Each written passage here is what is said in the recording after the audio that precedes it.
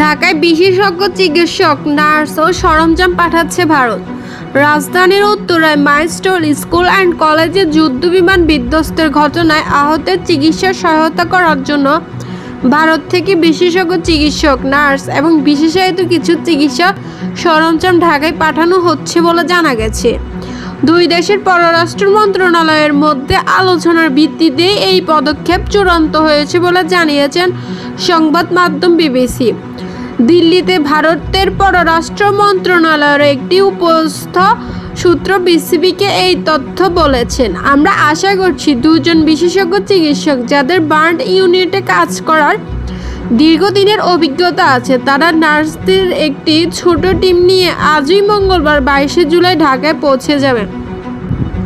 তিনি আরও বলেন, মেডিকেল ইকুইপমেন্টও পাঠানো হচ্ছে। এরপর প্রয়োজন অনুযায়ী আরও চিকিৎসক যাবেন।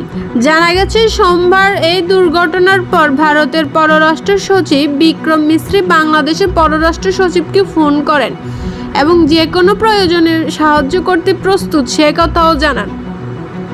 সোমবার সন্ধ্যায় ভারতের প্রধানমন্ত্রী নরেন্দ্র মোদী সামাজিক যোগাযোগ মাধ্যম এক্সে পোস্ট দিয়ে বিমান দুর্ঘটনায় প্রাণহানিতে শোক প্রকাশ করেন এবং সহায়তার বার্তা দেন। এরপর ঢাকা থেকে ভারতীয় দূতাবাসের মাধ্যমে দুই সরকারের মধ্যে যোগাযোগ অব্যাহত ছিল।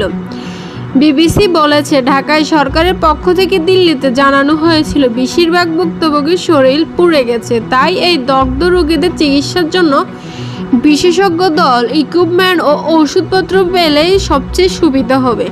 সেই অনুরোধ অনুযায়ী দিল্লিও সঙ্গে সঙ্গে ব্যবস্থা নেয় এবং নার্স সহ দুইজন বিশেষজ্ঞ ডাক্তার পাঠানোর ব্যবস্থা করা হয়। এরপর ঢাকা থেকে আরও চিকিৎসক ও নার্স পাঠানোর প্রক্রিয়া জারি আছে বলে দুই দেশের কূটনৈতিক সূত্র বিবিসিকে নিশ্চিত করেছেন।